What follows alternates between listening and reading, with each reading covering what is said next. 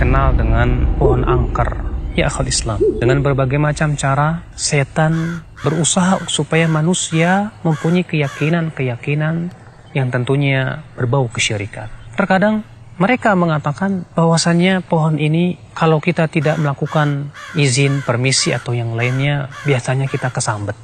Tahukah kita bahwa para jin itu terkadang sengaja menyakiti manusia tentunya dengan izin Allah supaya manusia kemudian menghormati dirinya.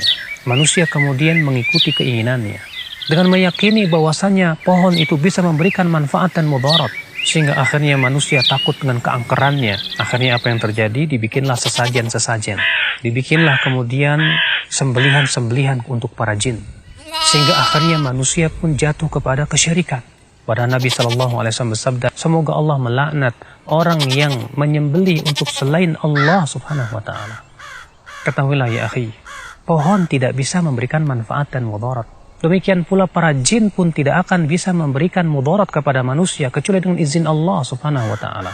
Bahwasanya disebutkan dalam sebuah hadis Nabi SAW bahwa Nabi SAW pernah melewati suatu kaum yang menggantungkan senjatanya, pedangnya di sebuah pohon yang disebut dengan Dhatu Anwab. Dan waktu itu Nabi SAW bersama pasukannya menuju Hunain. Di antara mereka ada yang masih baru masuk Islam. Ketika mereka melihat orang-orang yang sedang beriktikaf di dekat pohon tersebut, ngelap berkah.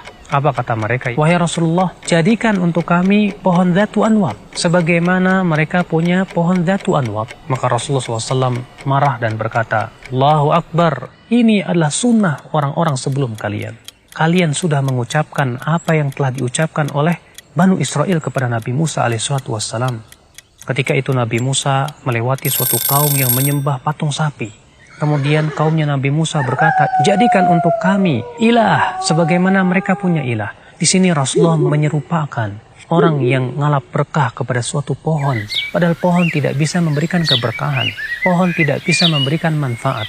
Pohon tidak pula bisa menolak mudarat.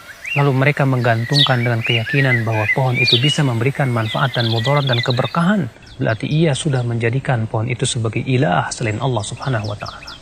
Kita yang berpikir dengan akal yang waras saja, pasti kita akan mengatakan bahwa apalah daya pohon tersebut. Ia makhluk yang tidak bisa memberikan manfaat dan mudarat.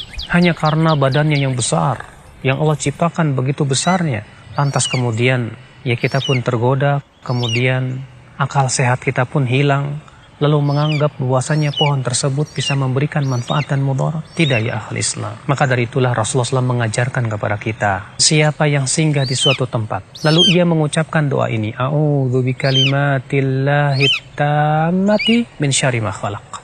Aku berlindung dengan kalimat-kalimat Allah yang sempurna dari keburukan apa yang Allah ciptakan.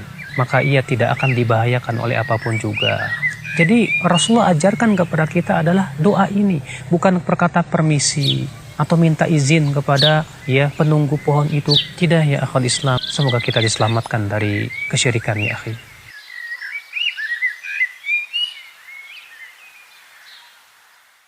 Subscribe Jamal as Sahaba.